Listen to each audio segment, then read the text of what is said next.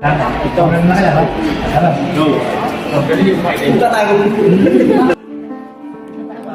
Tuluyan na ngang nagsampa ang 17 magsasaka mula Bataan ng reklamong land grabbing sa NBI laban sa ilang individual, kabilang na diyan ang dating Duterte spokesperson na si Harry Roque na isa na ngayong pugante.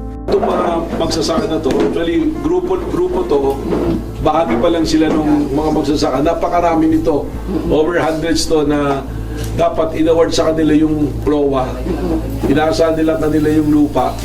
Ang nangyari dito, merong mga masasamang loob na nameke at na-issuean sila ng title. Ngayon, yung lupa na yan, dapat yan tatayuan ng Pogo. Ito yung kay Harry Roque eh. Kabilang sa mga respondent ang Pogo Company ni Roque, ang First Bataan Mariveles Holdings Corporation na siya dapat ang maging daan para sa kanyang ambisyong maging bilyonaryo. Tatayuan nila yung First Bataan na tinatawag. Chinek na namin sino yung mga owners nito. And we will go after them. Kasi CLOA to eh. In-award ng DAR yung CLOA, dapat bago mabenta yan, may permit yan. Pinayagan ng DAR. At saka may period dyan kung ilang taon bago mo may dispose. At ang pinag-uusapan ditong lupa, isang property na umaabot sa 138 hectares, nasa prime location at matagal nang di umanong tinitirhan at ino-occupy ng mga magsasaka sa Bataan na ngayon ay nagpasya ng lumaban at magsampa ng kaso. Pero kawawa itong mga magsasaka, biniktima nila. Pag makita nyo yung lugar, maganda yung lugar eh. Matagal ko na namin sinusubaybayan sa NBI yan. May mga nagbablog niyan, may mga napansin namin. Hanggang umabot sa amin, nung iniimbestigahan namin, malalim yung tinungo nito na ito pala yung pinag-awayan ni Ramil Madriaga at ni Harry Roque.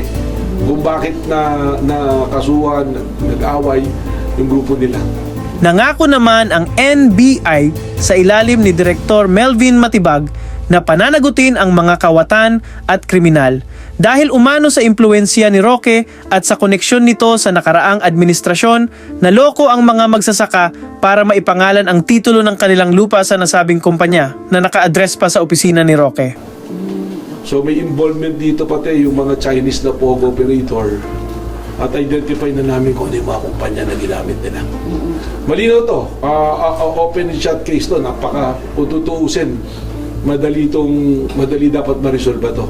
Pero maraming may pananagutan dito. Tatanungin natin ng Registry of Deeds, ang Municipal Assessor, at una-una na yung mga kumpanya na paano napatitulo sa kanila. At ang very, very glaring dito, yung titulo na issue, yung address ng kumpanya sa address ng opisina ni Atty. Harry Roque. Ayon sa investigasyon, ito ang nilalaman ng affidavit ni Ramil Madriaga na nagpakilalang dating security aide ni Vice President Sara Duterte kaugnay ng umano'y alitan nila ni Roque. So, kasi nagtatago ngayon, palagay ko, hindi lang dahil dun sa mga kailangan niya sagutan, kundi baka ito, alam niya na anytime, ipuputok to. Sir, iisa lang po ba ang sentiment na sinishare nila? Sila, di ba? Pare-parehas. Binigyan sila ng PLOA, kinancel, pineke yung pirma nila, kunyari nagkaroon ng bentahan, walang ano ng DART, at napalipat na lang sa First Bataan. Kami na mismo nagpasundo sa kanila para i-process yung mga reklamo nila rito. And we will go hard on this one. Nauna nang sinabi ng abogado ni Madriaga na si Attorney Raymond Palad na pinersonal umano ni Roque ang kanyang kliyente dahil sa pagtulong nito sa mga biktima. Ito abuso na ginawa ng mga dating mga nanunungkulan. Tapos sir, lahat sila, yun parehang area, isa, tama? Isang lugar sila. Pero 3 kumpanya yung involved dito na aming sinusundan. At ito yung mga personalities na check na namin. So, mas mabuti, makipagtulungan sila. Sir, if it's okay to ask, paano na-connect talaga si Harry Roque dito? Yung titulo nga ng mga lupa na na-issue sa address niya napunta, siya yung abogado ng kumpanya. At lumalabas doon sa mga initial na investigation namin, ito yung pinag-awayan nila ni Ramil Madriaga. Ito yung sinasabi doon, makita mo doon sa affidavit ni Madriaga, may binabanggit siya na pinag-awayan nila, pinaglaban niya yung mga farmers. Ito yun. Okay. More or less, ilan po kaya sila, sir? Mga gano'n karami kayo. Daan. Yung title sa namin, 64, yung titulo na na-issue. 138 hectares yung... Pero napakalaki nun. Ilang hectare? 138 hectares. Maganda yung lugar. Merong cove area, may beach, no? May beach, may cove area. Lucky Beach. Maganda. Lucky Beach din yun. Yung Lucky Beach, ando doon. Tsaka strategic siya. Kaya nga kami, lahat ng angulo, tinitingnan namin ngayon dito kasi strategic din siya. Pwedeng puntahan ng mga vessel, malalaking vessel, di ba? Kasi malalim yung ano niyan eh. So, tinitingnan din namin yung angulo na yan. Okay. So, ano po ba? Yung mga clan po ba talagang doon, yung mga clan nila? Doon na kayo tumanda eh, di ba? Lugar na nila. Kaya nga sa kanila nabigay dapat yung klowa. Binana pa nila. May kumpanyang may-ari nyo. Tapos na-carp nga yan, minisyo na sila ng klowa. So yun nga. So maraming involved dito. Possible violation of anti-graft and corrupt, estafa, falsification, lahat na ng mga kaso. Tapos tinitingnan namin, may namatay nga eh. Inampush to yung abogado nila na supposed to be magdi-deliver ng mga titulo. Si Atty. Anselmo Carlos. Kailan pa po yan? Tagal na to. Bago po, pandemic, na-cancel po yung mga ticket namin. Okay, so bakit po ngayon lang kayo tatanungin ng mga tao yun eh, na bakit po ngayon lang? Malapit na Nato nang hindi pa nakulong si Sir Ramil, pumunta yun doon sa laki. Siya tumutulong sa Oo, inyo. tumutulong. Imbita kami na papunta dito, tulungan niya.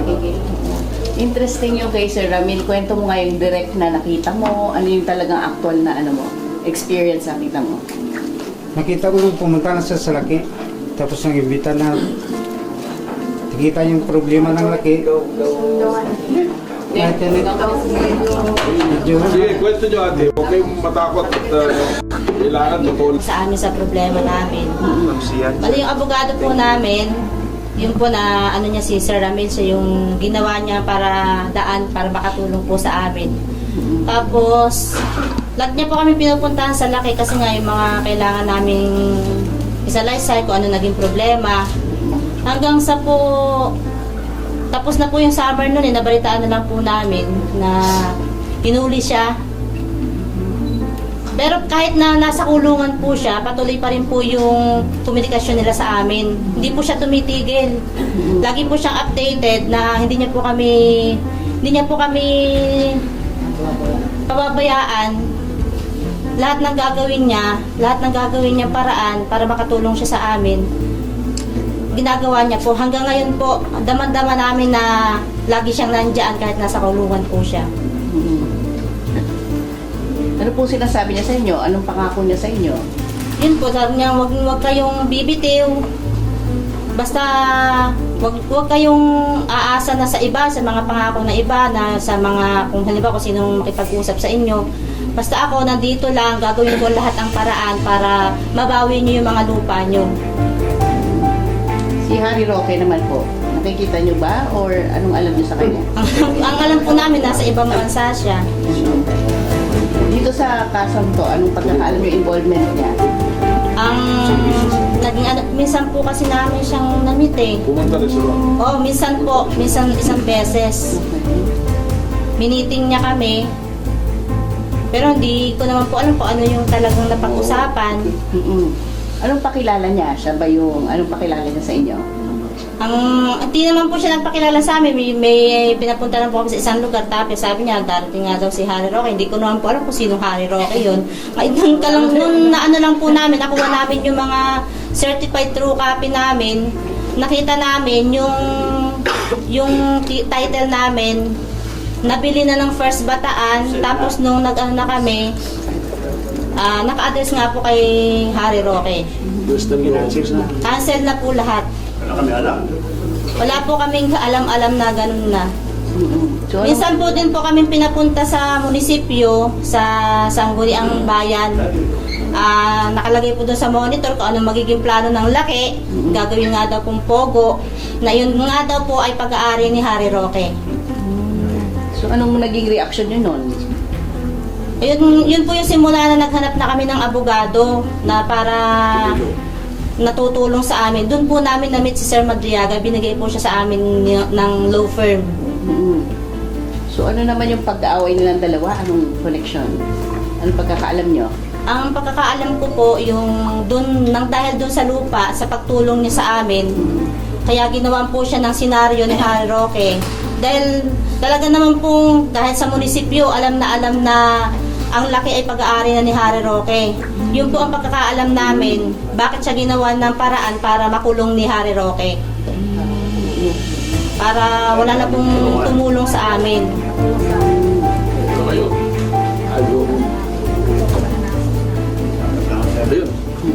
Yun na muna. Yung kaso, pag tinignan mo, base sa kwento nila, actually, magbibigay sila ng salaysay nila, susupa nila dito yan.